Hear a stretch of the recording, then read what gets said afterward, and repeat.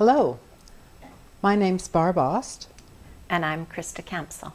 and we're your hosts for this video series about the 3 principles in education. We're both steeped in an educational background. Between the two of us, we've got between 75 and 80 years of experience. And we'd like to share a bit of our experience with you. Christa. I'll start with my credentials and just my general experience. I have a bachelor's degree in K-12 education and a diploma of special education. And I also have a Master of Arts in Leadership and Training.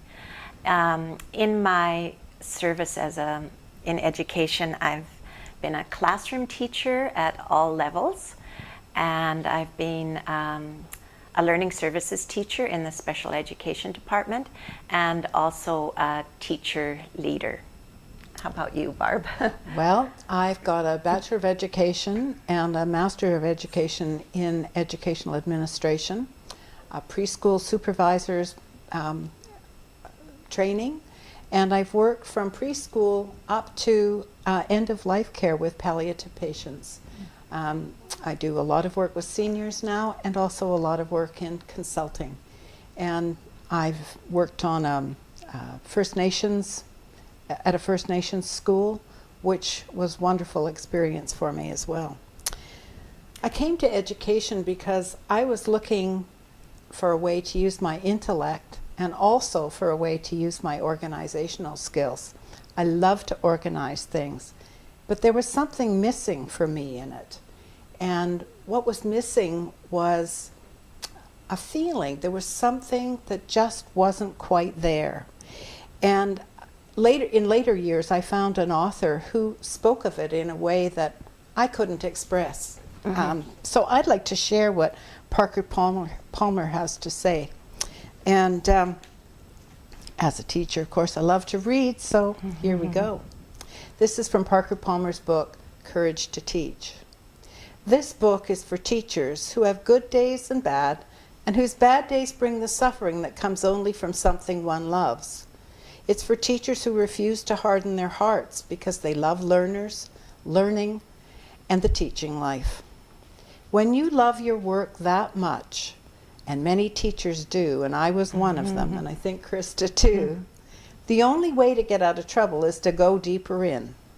We must enter, not evade the tangles of teaching, so we understand them better and can negotiate them with more grace, not only to guard our own spirits, but also to serve our students well. Those tangles have 3 important sources. The first 2 are commonplace, but the third, and the most fundamental, is rarely given its due.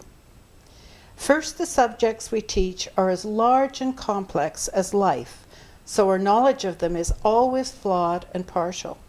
Second, the students we teach are larger than life and even more complex. If students and subjects accounted for all the complexities of teaching, our standard ways of coping would do.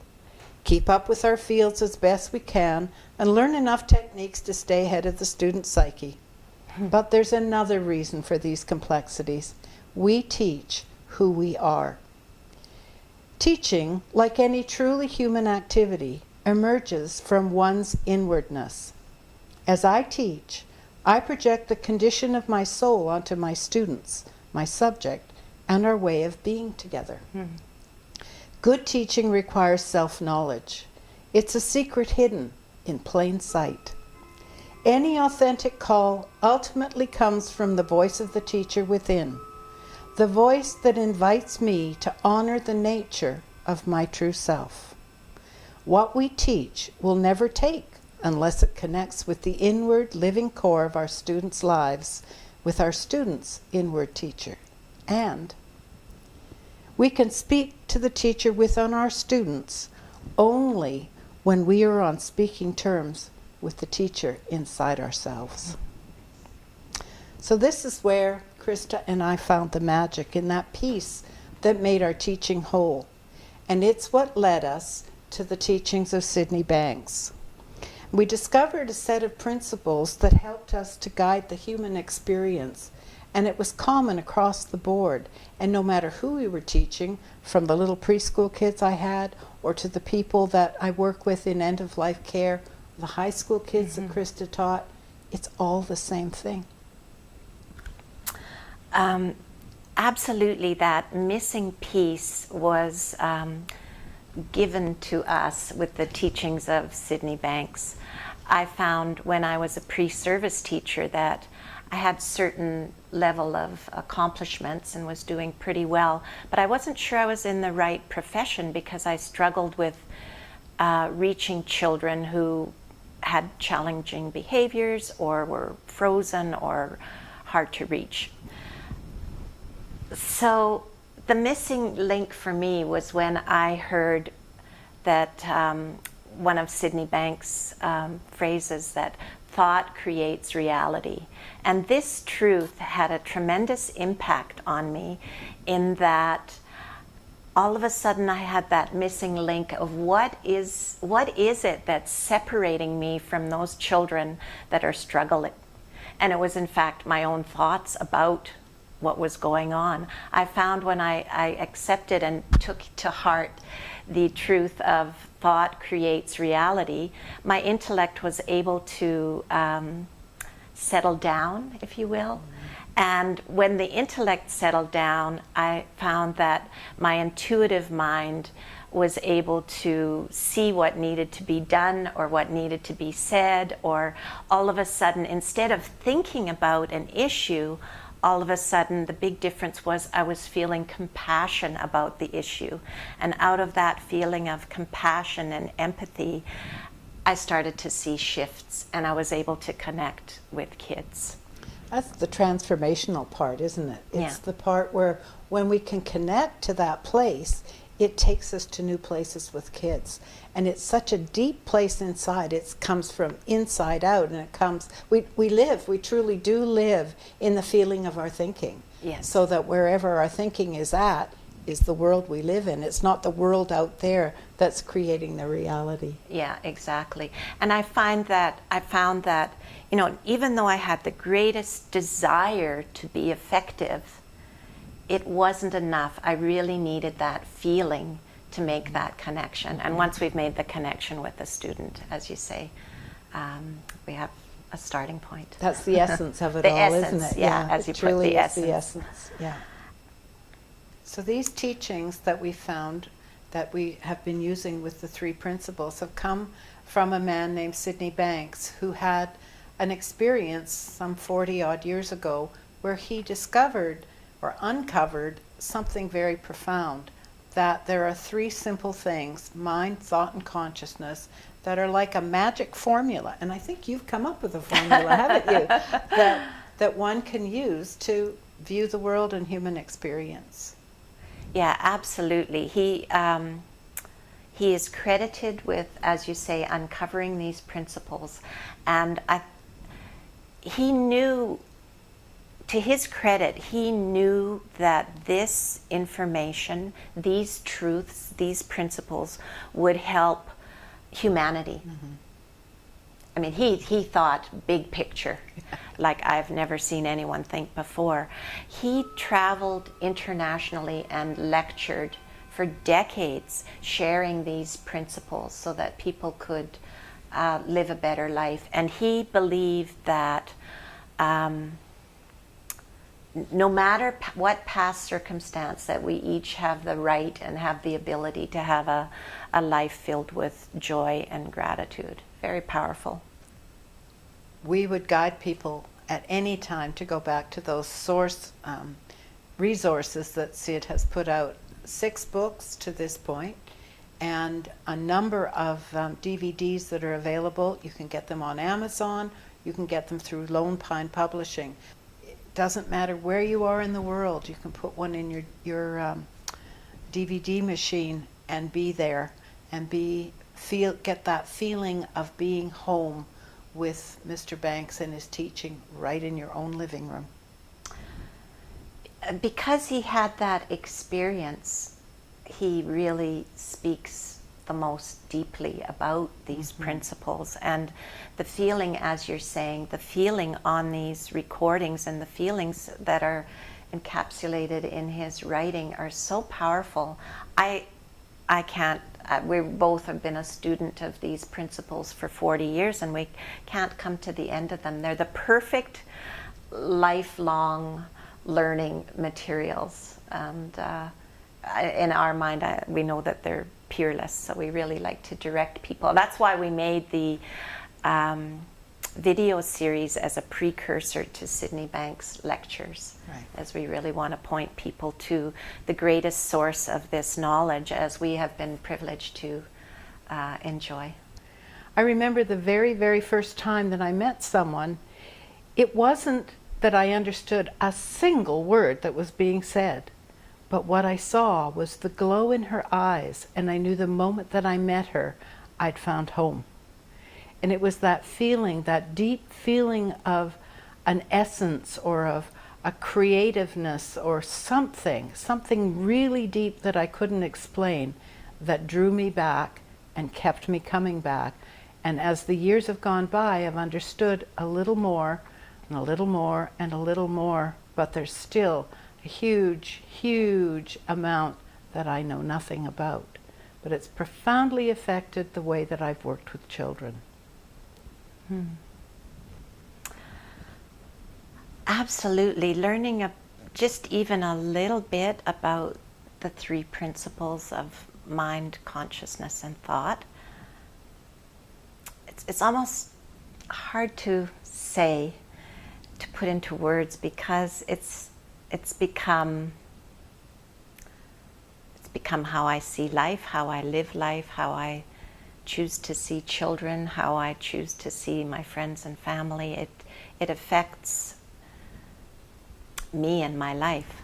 I think what really impacted me so much in the very beginning was the feeling that accompanied the truth of thought creating reality.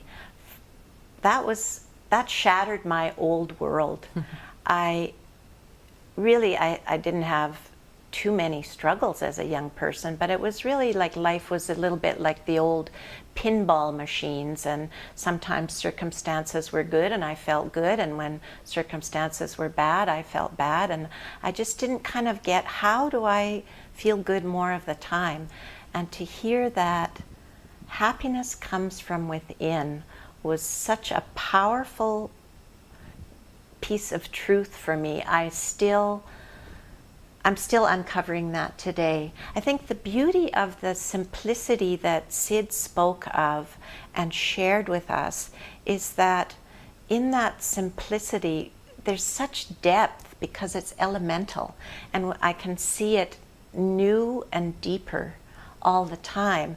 I had a wonderful feeling when I was 21 learning this, and I can still, today, 40 years later, I still have a wonderful new feeling. The feeling goes deeper, and it's just full of joy and gratitude. And at times, it's more of a feeling of compassion. But having this clue of thought being a missing link, thought being that piece, has been instrumental in making my life what it is today.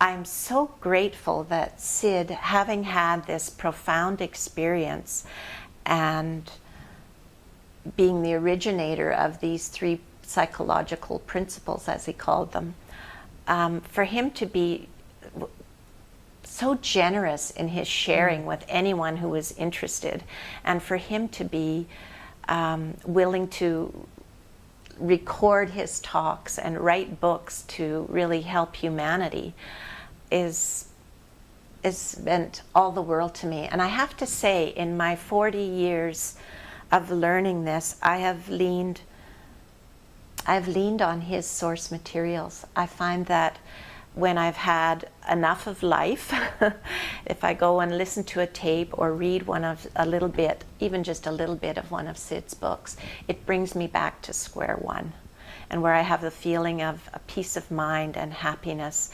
And from that state of mind, from that feeling, the solutions I was looking for, they come to me, and life looks different. And you just kind of replenish your soul, replenish yourself so that you can face another day. And I think it's so beautiful in being a teacher. We have about 200 days with the same group of children, and I always looked at it as 200 second chances to really reach a child and to help them find out that they are as good as anyone else. They are deserving happiness and peace of mind and gratitude just like anyone else, no matter what their struggles have been. Mm-hmm. And I think one of the things you said was about it being simple, and I think that that's the piece that is so transformative. And when we find it, it transforms our lives. And when our own lives are transformed and we begin to see the world differently, then everybody that we're in contact with changes. And so we as teachers not only impact the kids in our class, or if we're a principal, the kids in our school, we impact our own family. It impacts us. It impacts our kids. It impacts our spouse. And it's like putting a stone in the ocean. It ripples out. And then it just becomes our way of being. Way of being, yeah.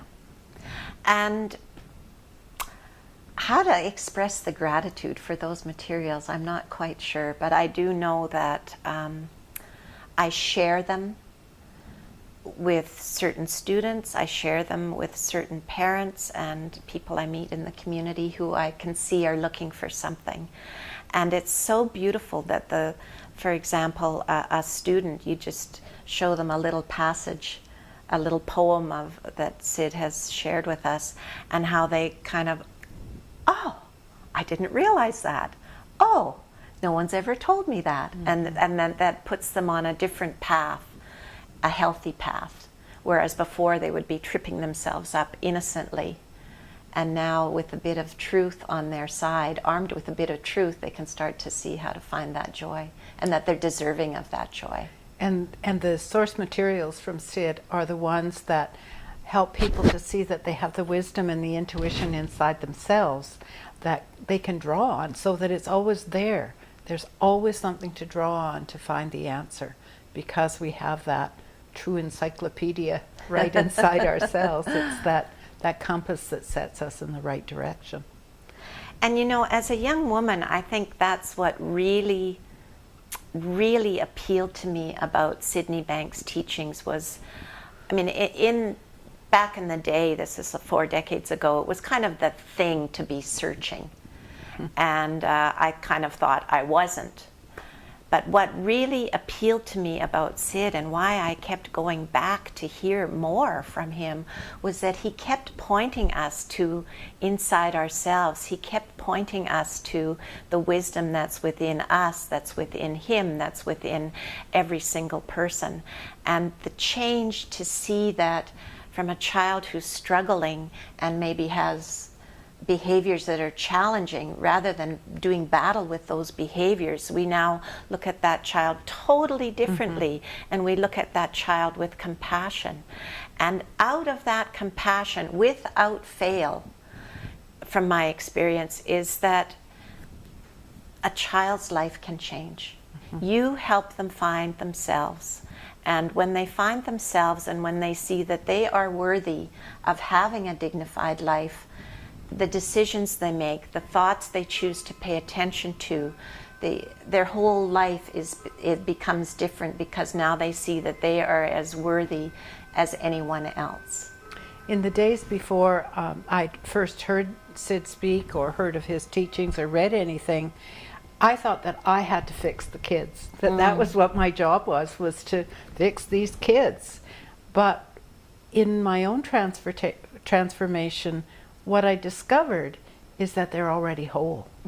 And so it completely transformed how I went into schools and looked at kids. I saw them being at promise rather than at risk. I saw them as being great little kids. They might all be different, but they didn't have to fit into a square box. They could be themselves and be accepted and be whole. And that was true for teachers too. As a principal, I was able to look at the wide range of people that came and see that they each had different gifts to bring. And when everybody has the opportunity to be honored and respected for the gifts that they bring, then all of a sudden you get this great Christmas cake of ingredients mixed together that's beautiful. It's true. In some of my roles as a teacher leader, I was responsible for directing employees to how to help kids. And I absolutely agree with you. When we see in children or in adults, we see their true self and we see what it is they have to offer and build on that. The best, it brings out the best in them, and they start to feel good, and they start to grow and get even better. It's really a fabulous thing. That's something, and again, it's because it's so elemental that this works no matter what the circumstance, or no matter where we're at. And no matter what words we use. No matter what words we use is very important. It's not about the words. No, it's about that deep, deep feeling, because no matter where you could go in the world, I think of my family that live up near the North Pole, and the words that they use, it's supposed to be English, but nobody understands those little idiosyncrasies of what they say. It doesn't matter. That's not where it's at. It's understanding that this is a way of being in life, and that it continues, we can continue to grow and change and expand and find deeper places in ourselves and recognize deeper places in other people. And it's like that game that the kids play, you know, where they do the hands, and it just keeps getting better and better and better. So it's a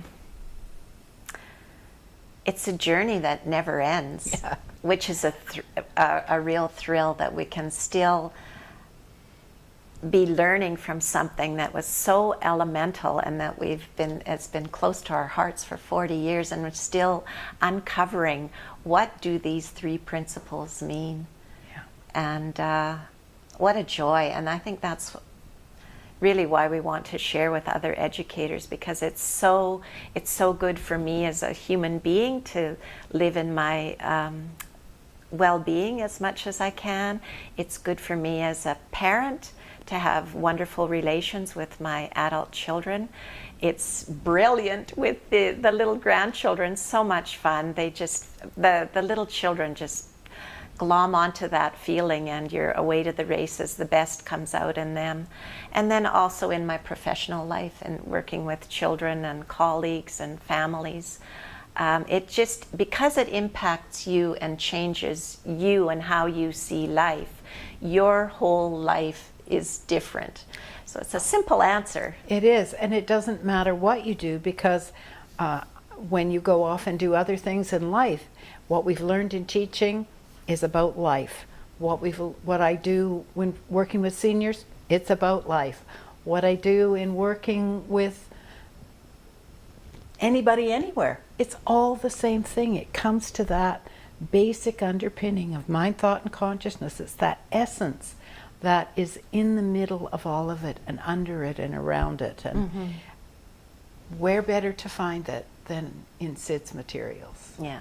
And that's what we wanted to, how we wanted to introduce this to you, so that we would direct you to those materials at any time, and that look at our videos that we've done, and we've done a little introduction, but we guide you back to Sid's videos, because that's where you find the deepest answers. That's where you'll find a feeling that will transform your life. Absolutely. And Sid used to joke that he was, being a Scotsman, he was very happy to write a book that you could reread it and it would be new again.